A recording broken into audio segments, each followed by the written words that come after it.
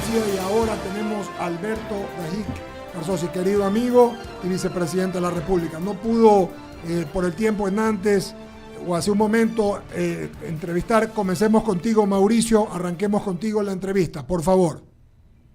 Perfecto, Eduardo. Le doy la bienvenida al economista Alberto Dajic, ex vicepresidente de la República. No sin antes decir brevemente nada más, en un minuto terminó la intervención de Wilmer Terán en el marco de su juicio político y está haciendo su intervención Jorge Peñafiel, que es el interpelante, el asambleísta interpelante, él pertenece a la fila de ADN, tendrá una hora para intervenir. Ya comenzó cuestionando evidentemente las palabras de Wilmer Terán, que se tomó cerca de 2 horas y media en su intervención. Confirme, economista, si me escucha ahora sí para poder iniciar la entrevista. Perfectamente, y parece que tengo un problema con la cámara de la computadora. Voy a conectarme vía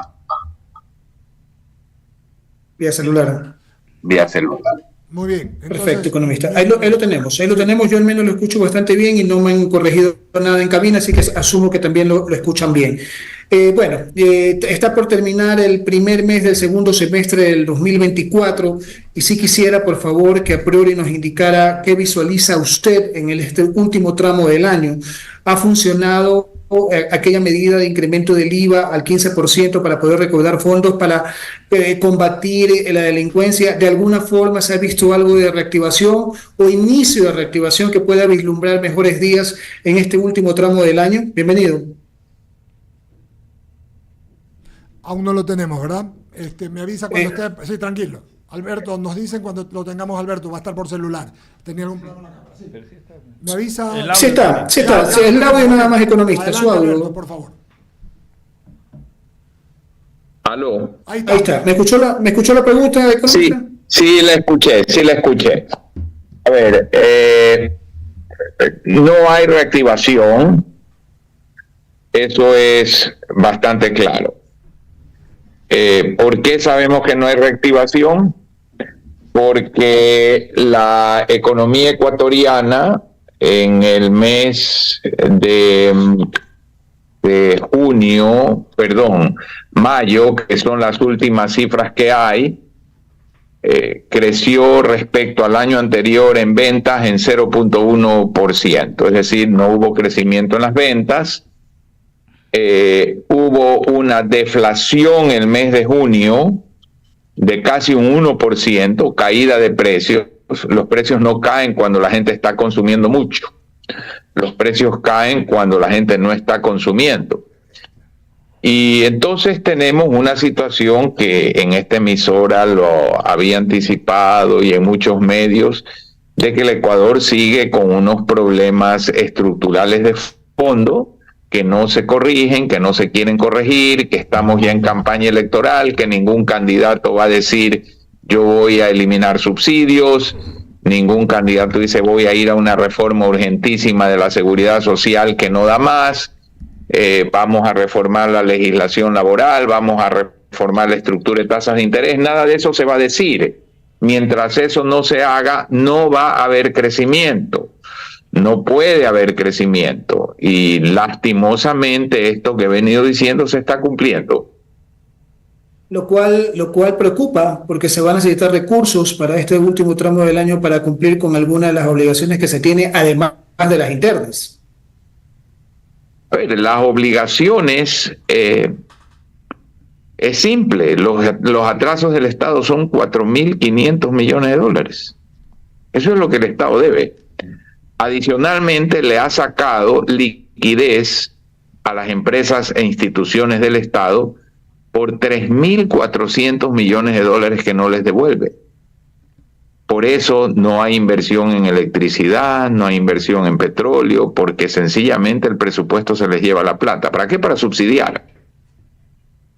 Porque además hay CETES que no se pagan como se deben pagar dentro del ejercicio de un presupuesto, que totalizan 2.400 millones de dólares.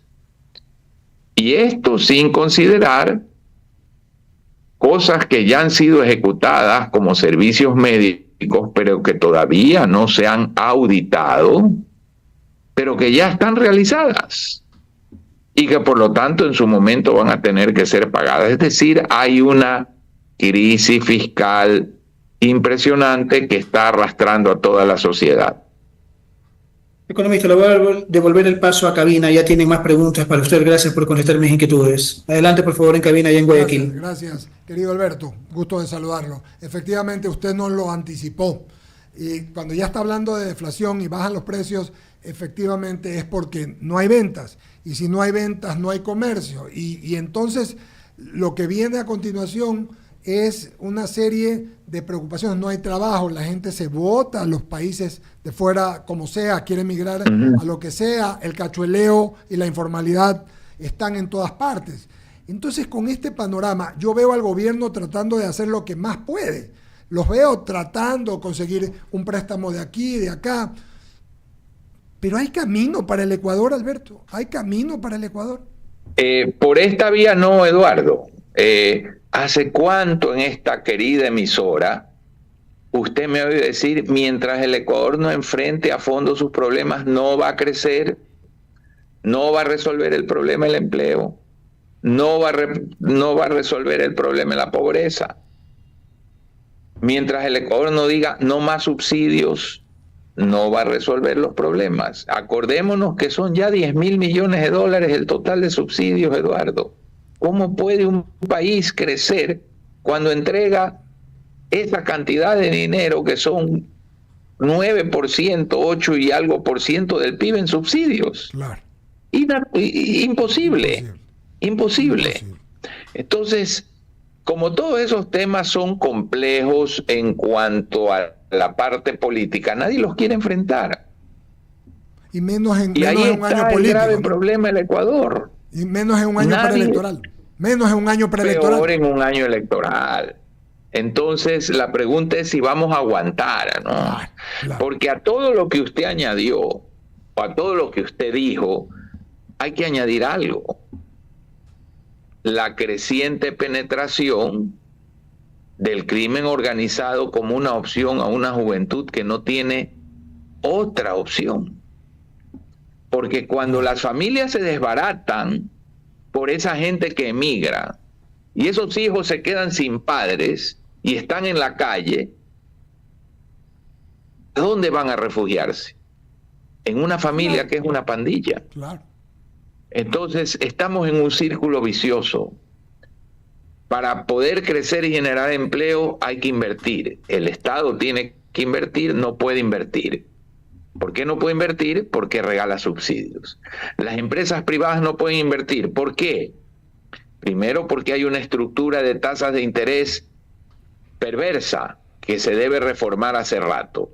Y en segundo lugar, porque el Estado le quita recursos a la banca. Por ejemplo, los 2.400 millones de certificados de tesorería, CETES, que están en poder de la banca, podrían ser crédito productivo, pero se lo lleva el gobierno. Claro.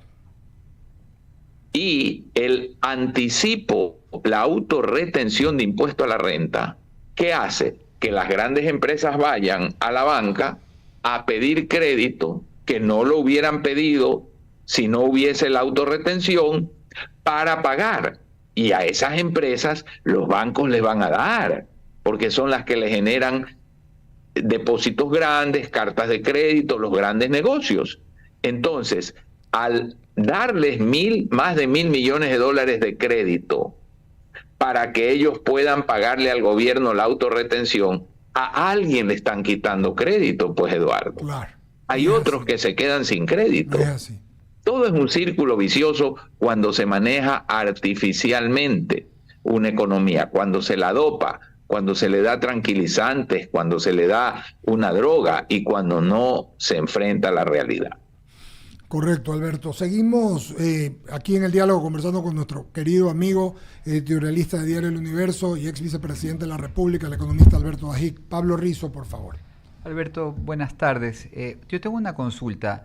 ¿Qué tiempo le tomaría en el caso de que venga un gobierno decidido a manejar el tema de los subsidios, ¿no? Ha dicho usted que son casi 10.000 millones de dólares al año, es una barbaridad. ¿Cómo impactaría realmente, o sea, a la economía, a la producción? Primero hay que entender que este no es un problema del gobierno, este es un problema de la sociedad. Y déjeme darle el mejor ejemplo, la seguridad social. No hay manera de que la seguridad social pueda pagar pensiones de aquí a pocos meses o un par de años máximo. Eso ya está comprobado. Y para eso se requiere una reforma. Pero ¿es una reforma que la puede hacer el gobierno? No. Porque se necesita de acciones del Consejo Superior. Ahí está representado el gobierno con un delegado, los empresarios con un delegado, los trabajadores con un delegado. Pero también hay que hablar con los jubilados para que entiendan que en cualquier sistema sus derechos tienen que quedar garantizados frente a una reforma. También hay que hablar con la Asamblea, porque se requieren cambios en la ley. Se requiere hablar entonces con toda la sociedad. Ese proceso tarda. Hay que explicar, hay que hacer entender a la ciudadanía. Y la pregunta es, ¿tenemos tiempo para no actuar en la seguridad social? No, no tenemos tiempo y no se está actuando. El informe que describió con exactitud la situación del Fondo de Pensiones del IES se hizo en el año 2018, hace 6 años. Lo hizo un equipo del Banco Mundial de expertos del más alto nivel internacional, capitaneados por un verdadero genio en seguridad social, en sistema de pensiones, Rudolf Hans. Un equipo que él trajo y apoyamos como consultores y como en el diálogo sobre el tema varios economistas del Ecuador, Walter Spurrier, Pablo Lucio Paredes, Mauricio Pozo, Augusto de la Torre, quien habla, etcétera. Ese informe describía con exactitud que el déficit actuarial del Fondo de Pensiones del Ecuador, traído a valor presente, era de 130.000 millones de dólares. Bueno, 6 años después, con una noticia como esa, ¿usted cree justificable que la sociedad ecuatoriana no haya dado un paso para resolver eso? Increíble. Esto es lo que estamos viviendo en el Ecuador. Un reinado de la política y de los procesos electorales sobre el futuro mismo de la patria. Los datos que da usted, Alberto, son bastante contundentes realmente, pero tengo una consulta adicional. ¿Cómo dinamizar la economía? ¿Qué otras ideas se le ocurren aparte del tema estructural? A ver, supóngase que usted tiene un paciente que entra con una brutal hemorragia a una clínica. ¿Qué idea se le puede ocurrir? Solo una. Córtele la hemorragia, cósalo. Busque dónde está la hemorragia y párela. Es que ya tenemos muchos años tratando de inventar la pólvora. Ya tenemos muchos años tratando de decir, voy a pasar una ley para. Tome, por ejemplo, la ley para el empleo juvenil. ¿Ya? La cantidad de empleo de una economía no está determinada por una ley. Está determinada por cuánta inversión hace la sociedad en formación bruta de capital. Si usted quiere emplear un chofer, tiene que tener una volqueta. Si usted quiere emplear a un programador, tiene que invertir en una computadora. Si usted quiere emplear a un entrevistador como usted, tiene que invertir en un estudio, un micrófono y aparatos de transmisión. No es una ley la que le va a dar el empleo. Entonces, ya se ha dado vueltas de muchas maneras. Hay que entender que cuando se vive una situación como el Ecuador hay que agarrar el toro por los cuernos, dejar de hablar en términos políticos y darle un baño de verdad al país y buscar ese acuerdo nacional que nunca hemos logrado para las grandes reformas que se necesitan. No hay alternativa. No existen países del mundo que salen adelante porque hay buenas leyes. Usted puede salir adelante con leyes regulares, pero mucha inversión. No puede salir adelante con leyes extraordinarias sin inversión. Porque si usted no hace inversión, no hay cómo darle empleo a la gente. Usted quiere emplear a un personal de seguridad para que cuide unas bodegas, primero tiene que hacer las bodegas. Es así de simple. Ha sido bastante claro con sus palabras. Le cedo el paso a nuestro querido Leonidas. Gracias, Pablo. Una inquietud, economista de mi parte, Alberto. El Ecuador ha venido también siempre hablando de este acuerdo nacional que no se logra. Y le pregunto, ¿cree usted que es viable en las condiciones que tenemos, que vemos cómo se pelea la Asamblea con el Ejecutivo y los intereses que hay también de parte del Consejo de Participación Ciudadana de controlar las instituciones del Estado? Nadie se pone de acuerdo en nada y lo que sale cada día en el país es crisis, inseguridad, pobreza, la falta de empleo que usted señalaba. La pregunta es, ¿cuánto vamos a encontrar esa gobernabilidad? Es casi una utopía pensarla en Ecuador. Ojalá que no sea producto de una situación tan dura como la del año 99-2000. Ojalá que no sea eso lo que nos lleve a sentarnos a una mesa, ¿no? Ojalá que entendamos la gravedad del camino por el cual estamos transitando. Qué grave, Alberto. Y nos anticipemos. Querido Alberto, agradecerle su gentileza y amabilidad como siempre. Lo vemos pronto, nos vemos pronto.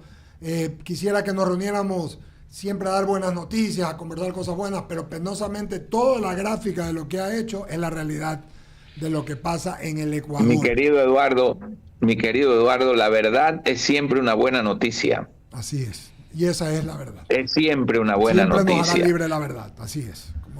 Así es. Un abrazo grande. Gusto de saludarlo. Buenas noches. Buenas noches. De igual manera. Ya. Muy bien, Alberto. Vamos, ¿alguna novedad?